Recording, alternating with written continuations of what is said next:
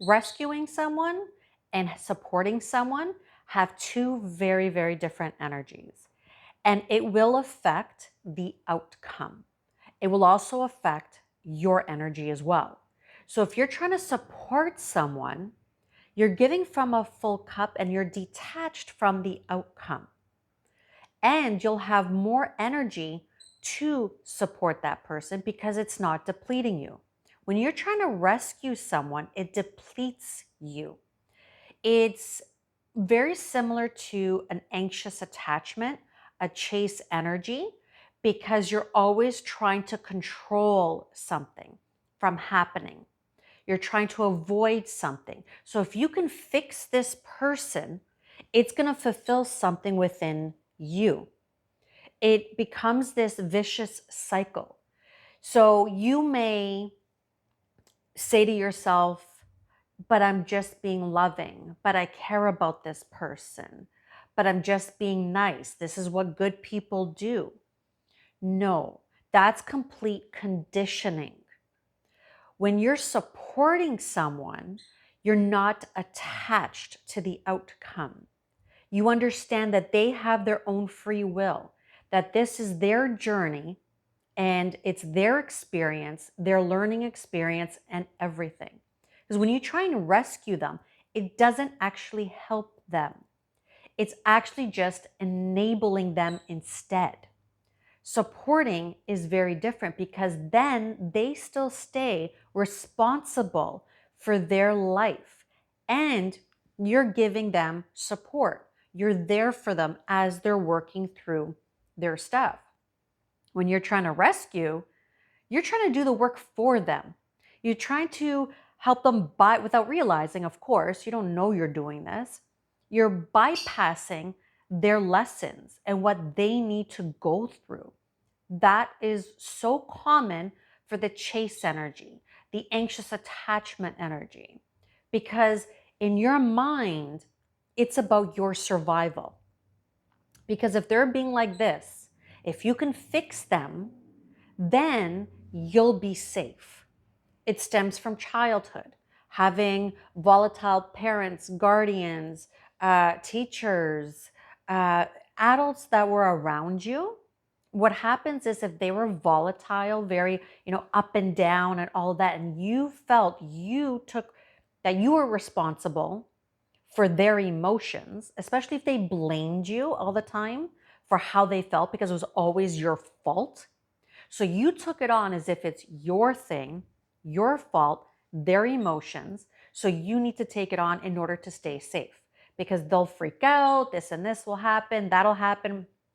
Everyone's story is different, but the energy underlying it all and the intensity of it just varies with each person. So now what you've done, you're an adult now. So now you've attracted someone in your life that needs help, that needs assistance, right? You're just mirroring what happened when you were a child in order to bring that up and heal that. And also because your nervous system is now accustomed to that. That just becomes normal. Now, when you're in a space of rescue, it's not going to work out straight up. It just isn't. Now, it may not work out in a month from now. It may not work out in years from now. At some point, something will happen, something will break. Because if they're not taking responsibility for their own growth, for their own well being, their own alignment, all of that, and you're always trying to rescue them, it's actually you that's going to be the one that's going to end up leaving, most likely. Okay?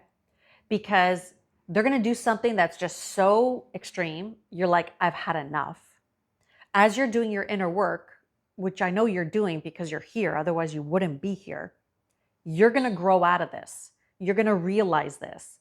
And you're going to be like, I'm done. This happened to me twice. The first lesson, I didn't fully learn. I needed a second one in order to really learn. And I'm like, what the hell am I doing? Twice. Okay?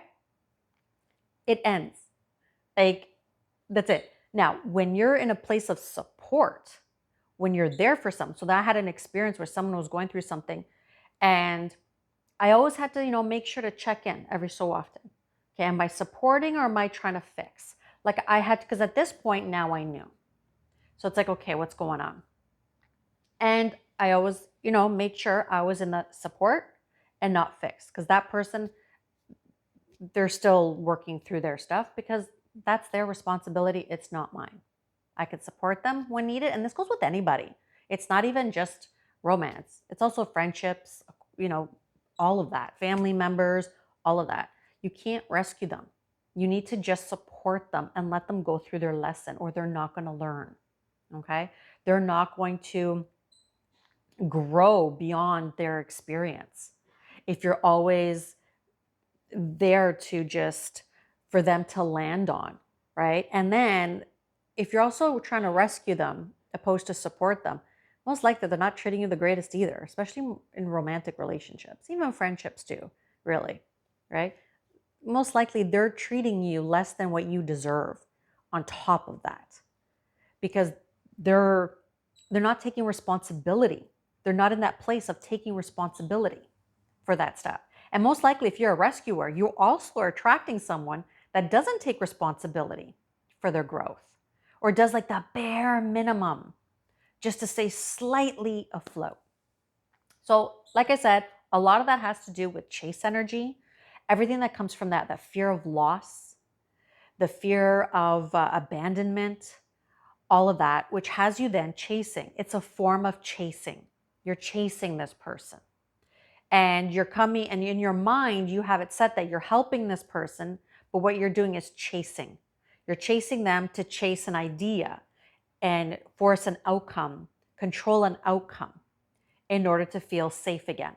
So you don't feel that loss, so you don't feel that abandonment. I'm actually doing a free live class next Thursday. You could check out my link below if you're seeing this past, I can't remember the date. Anyways, it's on the link below. It's next week, or this week. I think this is going live. I can't remember when this is going live.